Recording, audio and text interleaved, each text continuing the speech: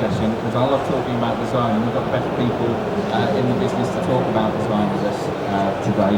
So I'm not going to introduce each of you. I'm going to ask you to introduce yourself in your own words. So let's start with you, Bex. Hello everybody, I'm Rebecca Nottingham, the editor of Hayley Robson magazine. Hi everyone, my name is Philippa Turrell, I'm the editor of KBN, Kitchens and Bathrooms News. Hello everybody, I'm Jane Blakeborough and I'm the research manager at the BMA. Hello, I'm the creative director of Data in London.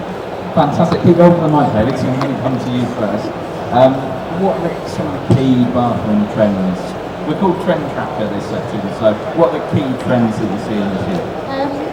Having visited Milan recently, I would say, first of all, we're seeing a lot more choice in terms of design and trends, and that in turn is sort of personalisation, a lot more individuality in terms of bathrooms. In terms of colours, I would say, earthy, warm tones rather than, particularly often sort of grey. Everything is much more earthy and natural. Sort of curves and softer textures, really lovely edge details, tactile materials, organic shapes. I see a lot of fluting, ribbon, texture, and a lot of marble. I always think in Milan you're going to see a lot of marble, but lots of really beautiful marbles. And again, in the same sort of colours and tones of warm, earthy tones. Let's kind of get under the hood on that issue, because looking around the show here, there's a bit of matte black, but there's also a lot of chrome, a lot of white, which is kind of at odds of what you're saying we're seeing elsewhere. Yeah, and I can't speak for the whole of the country, but what I can say is in London, I can't remember the last time I saw the chrome tap. If we're talking about brassware, particularly gold, peppers, gunmetal finishes, are what we're really seeing. And I think that's because generally sort of more matte finishes, so less shiny, less clinical, which I think is what we associate with bathrooms. And I think that's the same when we talk about ceramics, which generally they're sort of white and shiny. Again, we're seeing a lot of softer, more natural materials, travertine, limestone, concrete, and materials that allow you to play with texture and tactiles. So, a whole host of colour and options, but not what I want to put. Anything but white and chrome. Jane, you've done some research about 2 years ago around consumers and have gone out to some of the shows that Hayley's talked about and kind of track trends. What are you seeing this year? I would absolutely agree with what Hayley's just said. Certainly, the softer muted colours, the more textures in there. There's a lot more interest in and sort of pattern out there. And when we've done the research with consumers, the last lot that we did was behind the bathroom door, and we asked people to say what their dream bathroom would look like. And what was interesting was some of the trends that we were tracking a few years ago now are very much out there in people's forefront of people's minds. So things like the black taps, just about every image that got sent through as part of this research had a black tap in it, alongside things like pattern tiles, the black edge shower enclosures. So certainly things that whilst we're seeing a lot of white and chrome still here, the trends that we see over at Ish and in Milan will take time to trickle through, but they will do eventually. So it's a bit like the Paris fashion show. Yes, yeah. Eventually they will filter down into the next one. Yeah, they will. Philippa, you do some amazing kind of TikTok videos from the trade shows where you do like quick rapid tours. What are the real highlights that you've seen and the trends which you think will translate into the market? I think there's been some incredible trends that are coming through, particularly all based around spa bathroom. There seems to be a lot of chat about the spa bathroom, if you like. In terms of seeing a bit more tech coming through, real innovation. I know it's been in the market for a while, but like some shower toilets, to wash, clean, dry, do everything practically. But that's coming down the market. And I noticed there's a couple, definitely one here today. So it's filtering downwards. Same as in the shower area. It's very much high-level tech, digital showering. Really interesting moment to be in. And this is great for an installer going out on the top, isn't it? Because the margins that they can make on the likes of Spa bathroom are so much greater than just your standard 3-piece suite. Absolutely. I mean, and I know Hayley Robson is very top end, but these are all, and as Jane said, these are all filtering down. So what you've seen in the way called personalisation, so in the shower where you see glass and wood and marble handles coming, okay, that might be very top end. But you will start seeing it coming through, start seeing texture, start seeing choice. So we've got soft earthy tones, curves, spas. Anything else? It's really unfair commenting last on this question. Anything else that you said? I think Hayley's touched on it already, to be honest, but I think the biggest thing across the bathroom industry is organisation. And people just don't seem to be concerned about making their own statements in their bathroom, which is really exciting. I think we talk about it, we're moving away from that sort of white finish. You're seeing colour come through, texture, across, and I think mixing and matching the colours is a big trend, where everybody wants that's the look across the carpet. So if you've got a pewter tap or a bronze tap, you want it across the whole bathroom. I think that's what we've seen a lot of, is that companies are offering that across the board now. We had Linda Barker in conversation with us on the stand yesterday, and she was talking about the revolution that happened in kitchens 20, 30 years ago about them being a social space and not just a place for functionality and cooking, but then become a social space. That revolution is now happening in bathrooms as well. Is that something which the panellists here have seen as well? You're nodding along, desperate for the microphone. It's funny, when I was driving up here, I was thinking, you're right, the bathroom industry has dramatically changed in the last 10 years. I hate to say 25 years ago, but I can remember when luxury in a bathroom was just in a 3-piece Philippa Turrell ceramic suite. So although it was at a design level, it was still white and gold, and you're buying a collection of items that only match.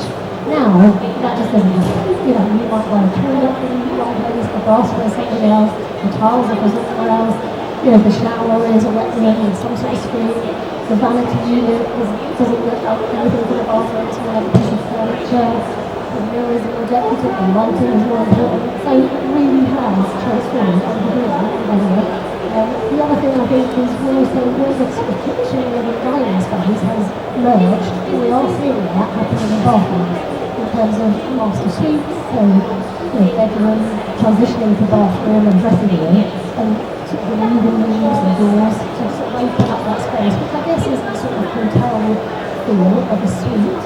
That's certainly happening, as well as more bathrooms in houses, which is obviously good for us all.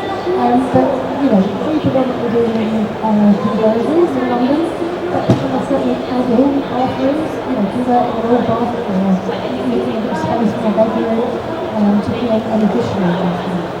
Yeah, we talked about the golden ratio of 1-to-1, and that's not just about selling more bathrooms, that's also about the experience that people have in the bathroom space. It is an area for both the option of privacy or the family factor of the option of the social space. So we've got some more nods along the panel. Philippa, let's come to you. Is that something that you're kind of seeing an increase in the number of bathrooms in the property? How's that translating into the products on that? I think people are more interested in, adding more facilities in the home, absolutely. It's convenience, isn't it? We're all very busy people, we're all in and out, we're at home a bit as well, so, the more conveniences you have in your home, the better, really. I think people want, I think you've actually said it, Ed, it's not a living space, it's a wellness space, it's how it makes you feel, it's not just going in there and quick clean and tidying out the pot, it's a rejuvenation space. Jane, our assumption when we kind of work together on the behind the bathroom door, we don't really know what happens behind the bathroom door, but it's kind of at odds of how this conversation's going, isn't it? How consumer preferences changed over the years? I I agree that there is a lot more design focused around integrating the bathroom into the rest of the home and it being more of a design statement. We also found from the research that actually people just want to shut the door and have privacy, their own little rituals. They don't want to be interrupted by any kind of technology that tells them that the weather is going to be awful. The technology that they want is something that makes them feel more relaxed, so great lighting, music, sort of underfloor heating, that kind of thing. So that technology is definitely something that is important. But as far as sharing that space, yes, it is a design statement, and I think people will do that in sort of the high-end houses. But the bathroom is still such a private space. And we're always asking questions like, do you ever share the shower or the bath? God, no. No, it's mine. No one's coming in there. It's very much like that. So there's those two sides, that people want to have a designer bathroom and they want to say, look at my bathroom, this is great, what do you think? But then they also want to shut the door and go, but it's my space. Thinking about how manufacturers are responding to those trends, what are you seeing in terms of the product that people are wanting to talk to you about maybe in reviews? How's product evolving? I think we talked about it. The bathroom has come a long way in the last 10 years. Technology has played a huge part in that, obviously. Manufacturers are always never cease to amaze, to be honest, because every time I come to a show, I can't believe that we're going to see something completely new and innovative and be absolutely new. I think there's a lot more choice across, I think we've spoken about it, across all budget levels, which I think is important because, people, regardless of your budget, you want to be able to have that bathroom like your next door neighbours or even better. So it's great to see that some of that technology has come through. But I was going to ask actually Hayley about on the trend side of it, because what we're hearing, obviously everybody talking about these amazing bathrooms, but is it more likely that people are spending money on creating bold en-suites and cloakrooms where people will actually go into, their friends, their family will actually see, and their own sanctuary is sort of actually much more sort of, they're downplaying the design? Yeah, it's funny because when we talk about if someone puts them in the kitchen and they can't wait to entertain them and everyone see it, but they're not going to take everyone into their bathroom to show them their bathroom because it is a really personal space. So you're right, and people do spend on a cloakroom because they know that's what the guests are going to see. It doesn't have to be as functional, you're not brush the teeth, so you can put it into more exciting in terms of materials that maybe not necessarily not wearing but are more dramatic. I don't think people are not spending on their bathroom because I think it's for them. It's not necessarily they're showing off to their friends, but I think it's really important for them. And I think Philippa mentioned wellness. And that's a really big thing I think we will continue to see develop because personal wellness, happens in the bathroom. And that's where people relax, that's where they rejuvenate, they heal. And the bathroom is playing a really, really big part of that. In the US marketplace, I think there's some research done by UKVA which kind of looks at pounds spent per project by square foot, and in what they call the power room, so people trying downstairs or a cloakroom or something like that, just the amount of money spent per square foot is through the roof, and that is the keeping up the Joneses. It's showing off, yeah. How are we seeing that translate into the UK space? You kind of touched on it there, Hayley, but have you seen kind of an uptake of really wacky, interesting Milan-style product in powder rooms? I think people are braver because they can do. I think we talked about individuality, and I think what's really good about the development of products and manufacturers is that that's happening in every sector. Glassware, there's so much choice and finishes and colours and function in ceramics and lots of colours and textures and styles, as well, and tiles. So there's so many elements to choose from, but actually it's very rare you see two bathrooms that are the same. So every space is really individual. And I do think they have a bit more fun than they might in a kitchen because it's a small space. It can be a bit more wacky, a bit crazy because you're not in it all day every day. You're not cooking in it. And I think people really like to show off and have a bit of fun. And certainly in powder rooms. Anyone want to kind of chip in while we're talking about the powder and cloakroom and what the trends are there? Jane? I was just going to say about the new build market, and that we're talking about these great bathrooms that we have got the opportunity to put in, but if you go into a new build house, it's the most boring bathroom you're ever going to see and the most boring powder room. And I think they're missing a real opportunity to make those rooms really exciting and introduce some trends. And I think it's the new build market that is driving the chrome and white sanitary ware, when really we're all asking for more colour everywhere, and I think consumers are as well. That's such an interesting question. Kind of quite neatly brings us onto the theme of sustainability as well, because it's not very, and it's great for bathroom manufacturers in terms of sales, having to go into a 2 or 3 year old new build bathroom and refurbish it to make it kind of meet the consumer demands, but it's dreadful from a sustainability point of view. Rebecca, what are you, let's talk about sustainability, because it's something that you've covered extensively in Hayley Review, but there's very little pickup, it seems, in the industry. Yeah, I think that's one of the biggest surprises, isn't it? We've seen, again, flying the flag for manufacturers. I think we've seen a lot of investment from the manufacturing side, in not just products that save energy, save water, obviously very important, but in their processes as well, the sourcing of products, that's become very, much more important in everybody's minds, because the manufacturers are driving that.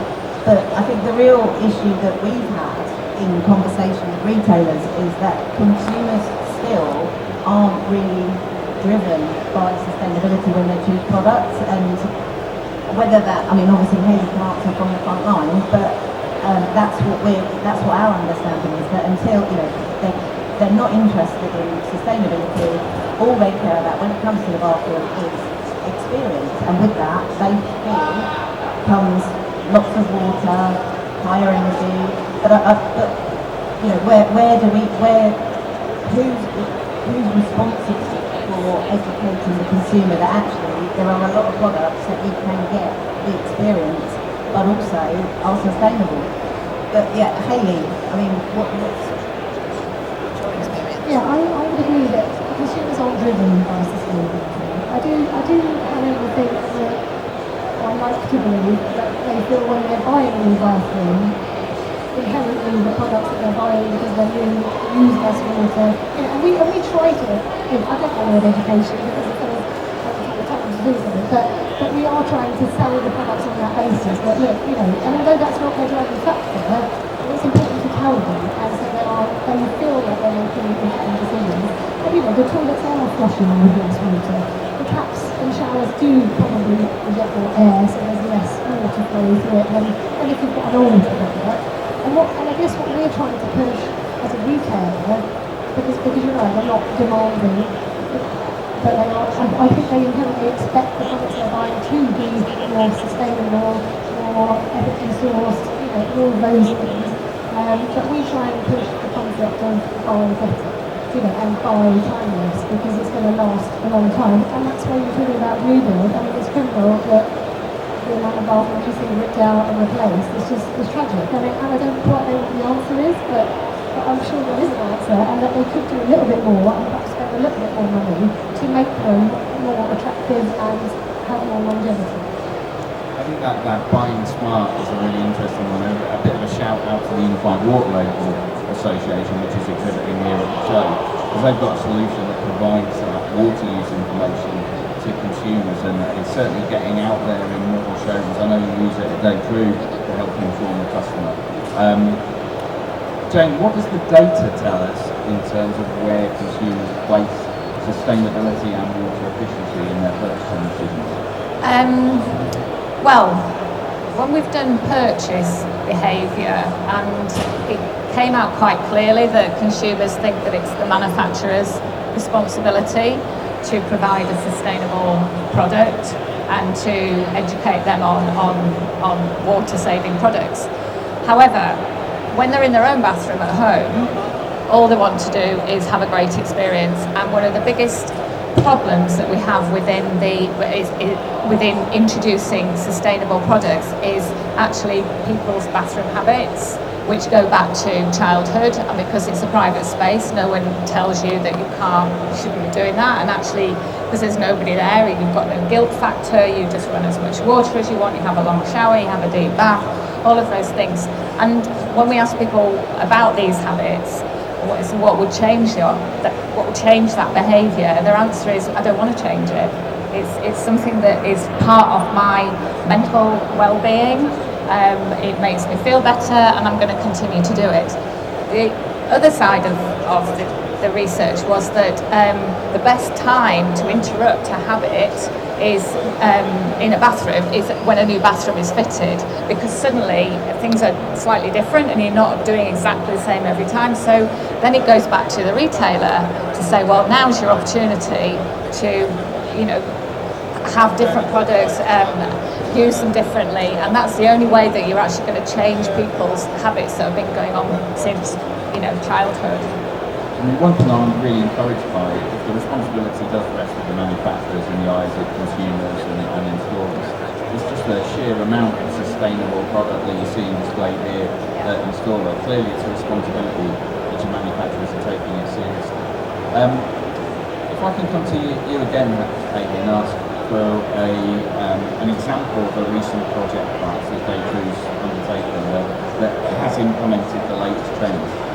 How did that pan out, and what's the response? So there's one currently at the moment that's being looking at. It's a big bathroom. It's a penthouse. It's a 4,000 square foot penthouse in London, and a sort of master suite is the top floor, which has a really big bathroom. And so what we've put in there, we have put a washlet toilet in, and probably your role in the objection is really to attract a wider audience in terms of international buyers.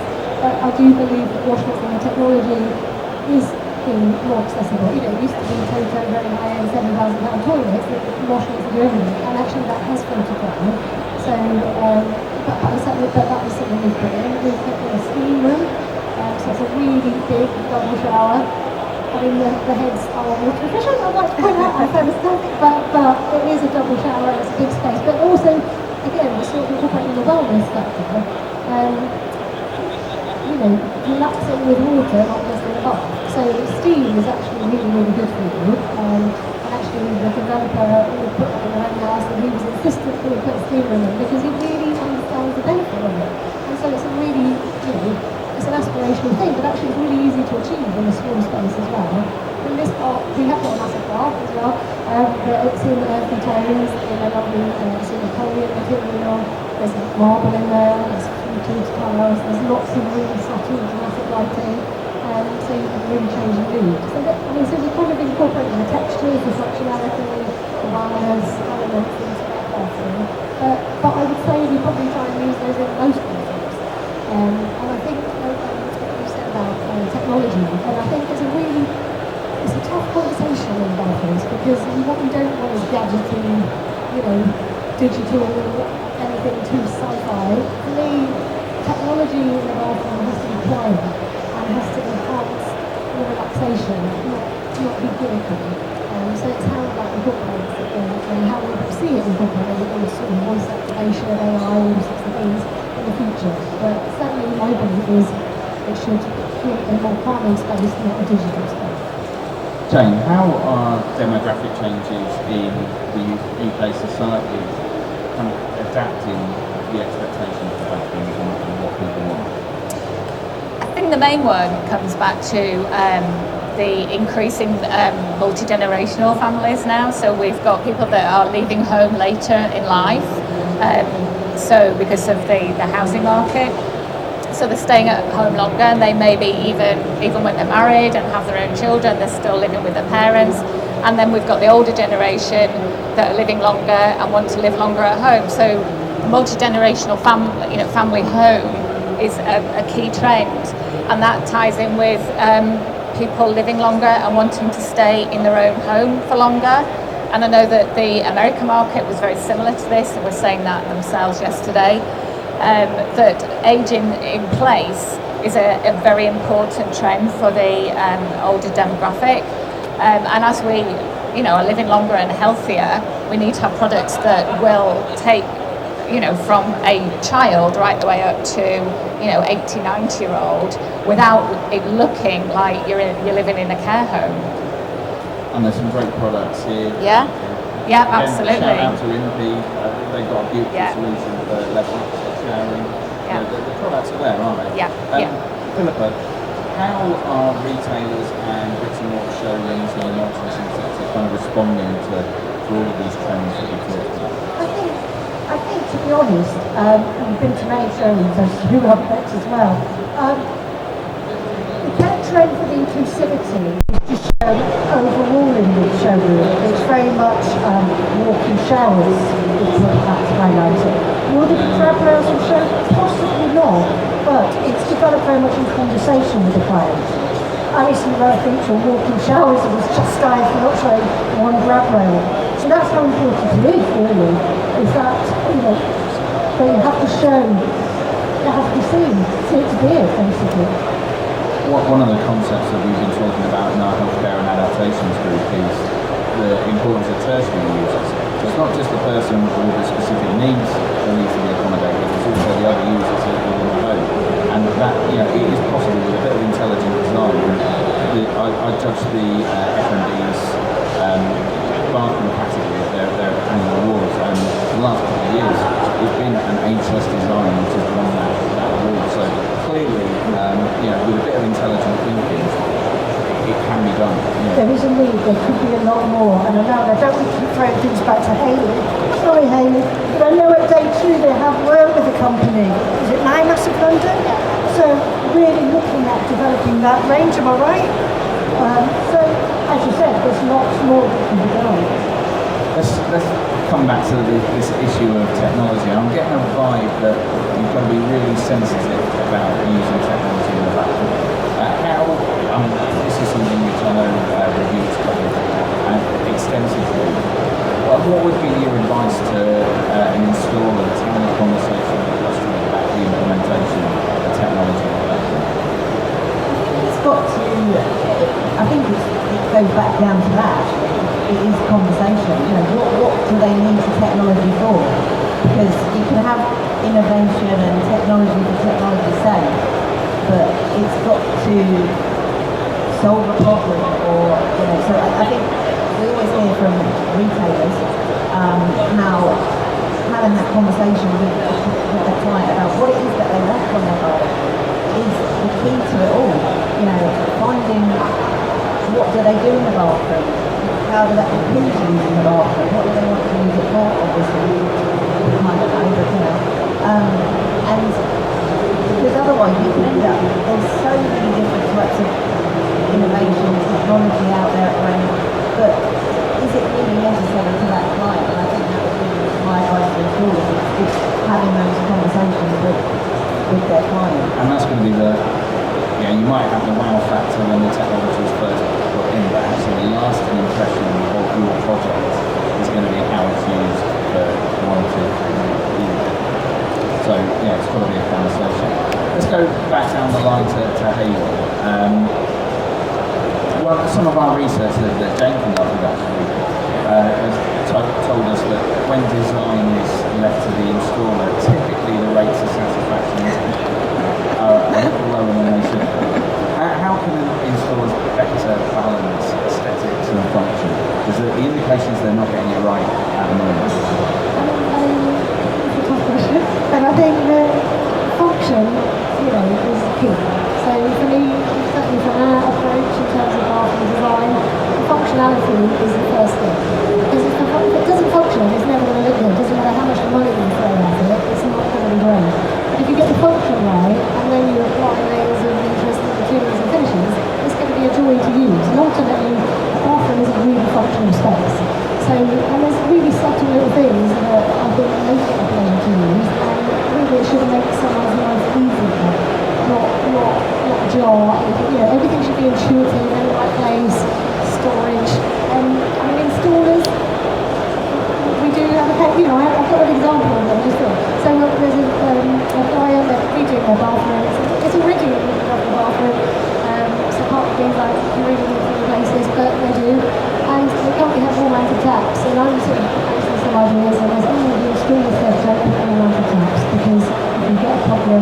much harder to fix. And I was like, really? Are we really here? Are we talking about don't put wall-mounted taps because there might be a problem? And it's like, the only problem is going to be with the installation, not with the product.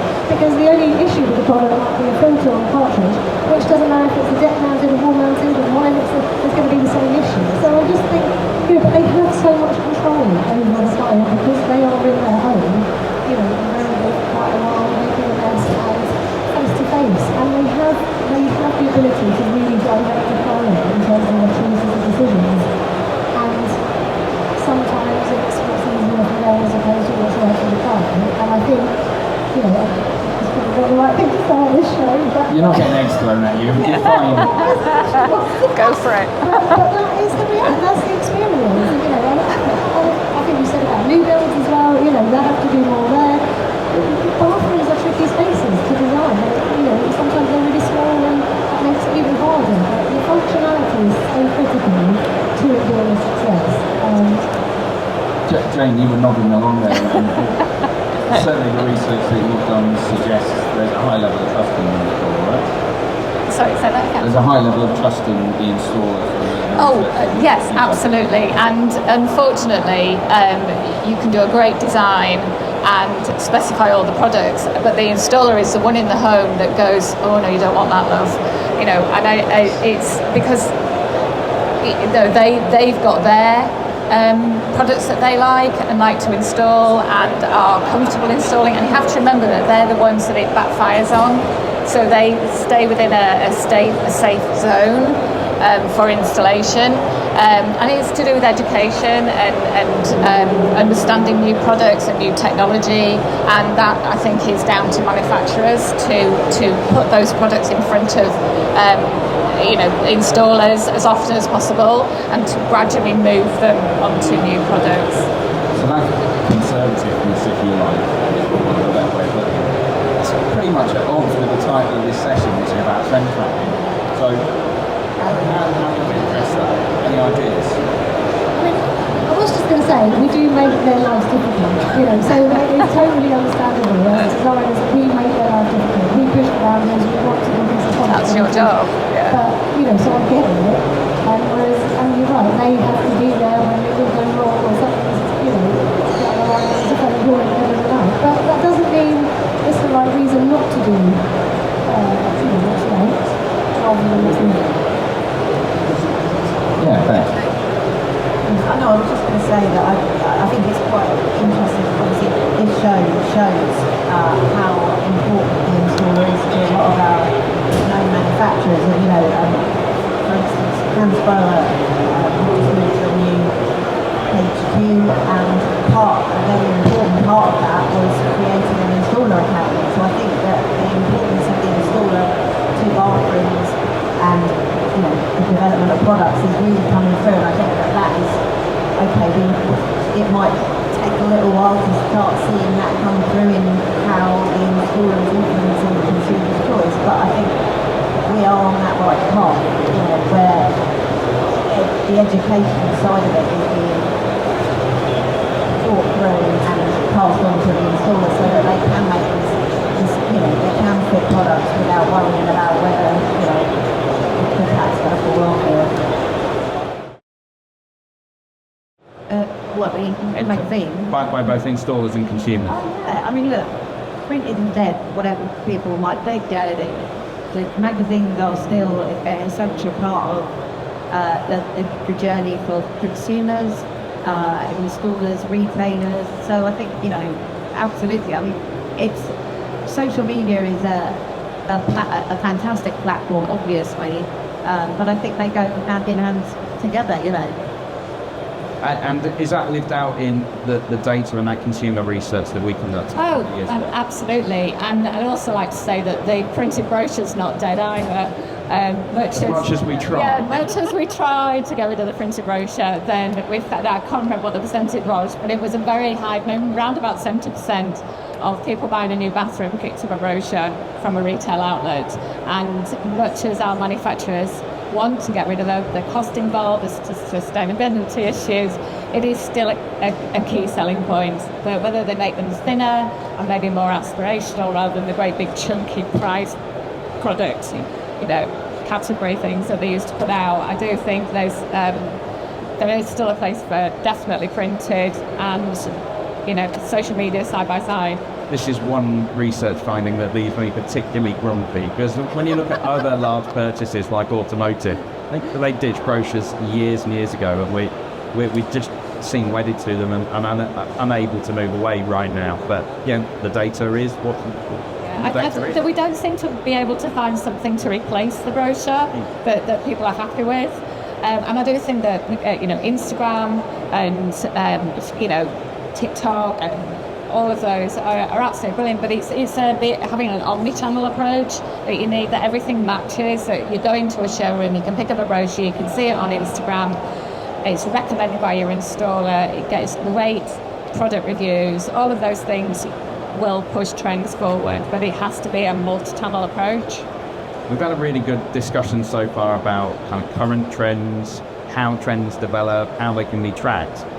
I want to ask you what the next big trend is, the things coming along the track that perhaps the installers in the audience can get ahead of. So, I'll say that I think everything Mercedes not going away, and I have to say to all we should really buy girls because look at their fashion.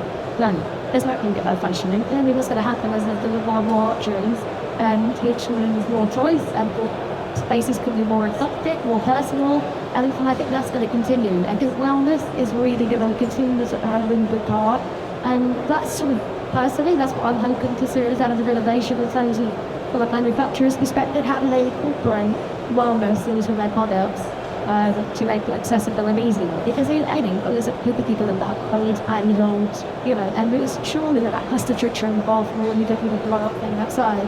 So there's lots of what you see in things I think that can be integrated into bathrooms to enhance people's lives. I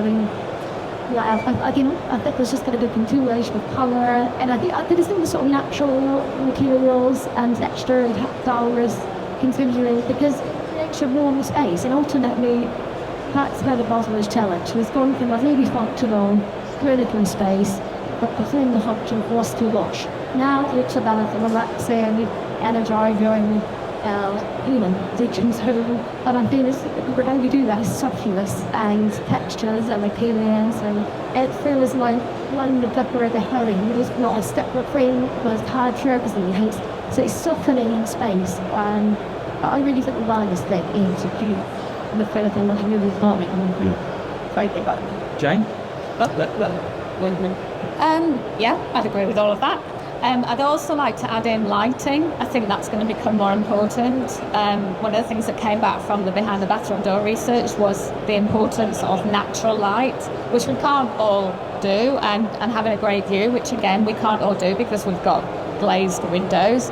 But if that can be replicated with good lighting and mood lighting and functional lighting rather than just have really bright spotlights, so I think lighting is going to be a trend that's going to come through and gain traction.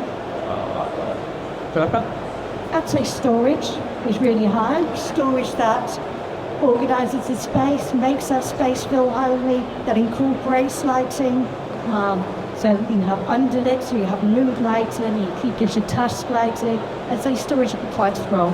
Also, because it's a storage unit on TikTok, and phone speed, that's it, 60,000 views. Wow. So the power of video is strong as well. Okay. Bex, I've done it to you again, so they need to be sacked. Not late. I think exactly what Isabel was saying, more of the same, but a continuation and development of the trends that we're already seeing. I was out at Eurocucina as well, and to be honest with you, what I saw there was design to meet a need rather than just design for, I think we're in that kind of market space at the moment, and the things are a little bit tougher out there, and I think what the development we're seeing mirrors that. It's that any development is meeting a need, so it's not innovation for innovation's sake. But I also think we're going to see back on the sustainability. I think we're going to see a lot more products and that aren't necessarily just about water saving or energy saving, but actually manufactured from and cycled materials. We're already seeing that come through in some of the showers that we're seeing come through, the materials that are used. So I think, yeah, again, it's just maybe nothing totally new in the short term, but development on a trend we already are seeing at the moment. I think you're spot on, and there's stuff that countries previously thought inconceivable, like using waste ceramic to make new basins. Certainly, I know 3 brands now doing that, so that previously thought, right, and that's just scientifically not possible. The breakthroughs are taking place, and yeah, something to keep an eye on. Right, so it's a thing called Trend Tracker, but we've got trendsetters here on this stage. So if I'm going to ask you to imagine if you're getting your bathroom done in the next year, what's going in there? How are you going to design it? What's it going to look like? And I'll start with you first this time, Beth. Oh, no, thanks very much. Okay, gosh, that's a really hard one. That's a proper curveball as well, so I've not primed anyone on that. Okay. Yeah. Should I say? No, obviously, I mean, look, if money's no object. Money's no object. No object. Okay, fair enough. So yeah, definitely a shower toilet, 100%. I'd love. I mean, I'm not really into technology. However, I would love a mirror that chooses to which I know you said that a lot of consumers don't like it, but look, tells me what's going on outside of the bathroom. You know, while I'm getting ready, sort of. While I'm just watching the TV and sort of find out whether there's traffic jams or because I know that there are mirrors that already do that, so that would be for sure. And definitely a home spa of some description. Philippa? I like your life advice mirrors. I am that. What would I think, sir? I'm going to go for a large walk-in shower enclosure. There's a body jets overhead, or using water very efficiently, and reclaiming the heat from that water. I've seen over there somewhere. Check out the Myra stand behind us. Yeah. Reuse. So while I'm using a lot of water, it is all being returned and used in recyclers. I think make it out of that That's one. very good. You got for brownie points for that one. Jane? Oh, definitely colour. I'm so over white and chrome, so I've already got black, but that's now been in for about 5 years, so I'm bored with that. So I want to go for these lovely sludgy colours of bronze taps, great big shower, massive bath, and a shower toilet. That's my bathroom. So we've got 2 shower toilets already. That's very telling. I'm going to ask a slightly different question to you, Hayley, because you do literally design money no object bathrooms, don't you? So what would you do on a budget? Oh, it was me just about fell in love with this £50,000 goal in the round.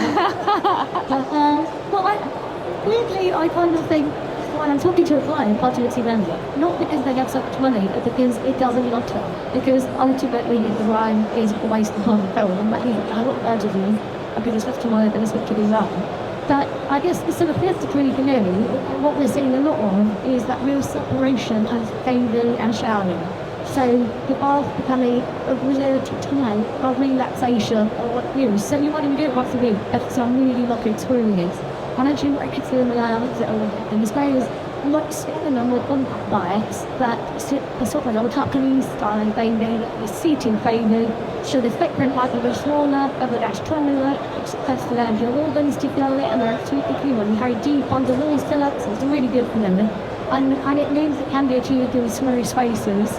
And then the showers, you're more than to go for pure, for cleaning rather than with oil necessary. And so for me, I would do and revenue by the space, send you a bit of bleaching and to that. That's fabulous. So, one final question, if I may. How do you tell the difference between a proper resilient trend style rather than trend perhaps, and if you forgive the pun, a flash in the pan? And as we saw at ISH, a lot of quite girly, horrible colour brassware. That's all it seems to have banning. Relief from my point of view. How do you determine what's a trend, what's stylish, and what's just a passing fad? I think there's a lot of gimmicky things out there, and I think respectfully that really it's designed for no reason. If something's designed to solve a problem and it just make it solve make it do like you can see the functionality, then it will last. I think if it's gadgety, if it's our human life from the mirror, that's holding it last. So it might be hard to tell the difference, but I think for me it's about substituting design purpose as opposed to being. Anyone else want to chip in on that question before we wrap up? From a researcher's point of view, a fad is something that you see in a very small sector that is very fast growing but only within a certain demographic. Like hair fryers. Yes. Oh no, I think they're a real trend. I've got one. So it's within a certain demographic area, whatever. A real trend you start to see all over the place, and it starts at the top end design shows, like you said about fashion, and it starts to filter down. So that's kind of how when it's you get the flash in the pan and the gimmicky ones, and they're taken on by a certain section, they get a lot of coverage, but it doesn't last, and it's the ones that you see everywhere. So things like the colour and the different brasswares that we're seeing absolutely everywhere now, that's when you start to say, no, that is definitely a trend. So perhaps when you're seeing it install a show, which really is for the mass market, that's when you that's right. It's it, yes. What's it mean? And I was like, okay, you need to fight sometimes. You need that kind of pretentiously grabbing. Oh, what is that colour?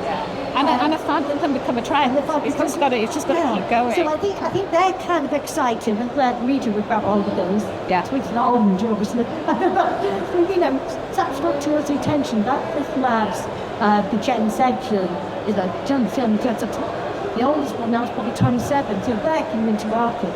So we really need to be aware of what they're looking at as well. And while that fact might grab me, the reality is you'll probably then be very cleverly go to Hayley and explain quiet luxury and the trends. Soften the edges. Yeah. Yeah, I mean, look, I think what you said is really quite an important thing, actually, because choice, it's all about choice, isn't it? And consumer, my choice quite different from yours. What you thought was gaudy, I might think that'd be beautiful. So I think that is actually really important, that there is a lot of choice for consumers to make those choices. Everyone's got a different idea of what is stylish, so I think there's room for everything. I think that's spot on, and certainly the bathroom supply chain is more diverse than ever right now, so that choice does exist. Let's make the most of it. Right, what's your final takeaway? One point that you want everyone in the audience here to take away from today's session. I'll give you a bit of time this time, Bex. Let's start with Hayley.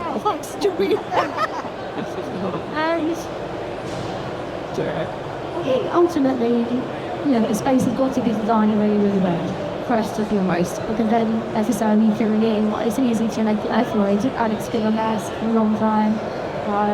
People don't buy bathrooms youngsters. The house has been expected bathroom for the last 10 years. So timelessness in terms of design is really important. This kind of bath, I better, my quality, we haven't installed properly.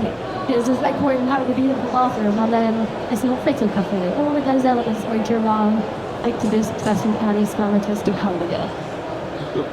Jane? Don't be afraid of colour, definitely, and buy the best you can, and take advice from retailers. Use water, but use water efficiently. So, while I've got my body jets, I turn off my tap when I clean my teeth. Offset. Excellent. So experience is key, and fair. I think my takeaway is more about working together and building relationships. Understanding the importance of everybody's role in the design and purchase of bathrooms, and working together more to make sure that the consumer basically at the end of the day gets the bathroom that they deserve. I think that's a fantastic set of takeaways. So I hope hopefully you can all join me in putting your hands together and showing appreciation for our panelists. So Rebecca, Philippa, Jane and Hayley.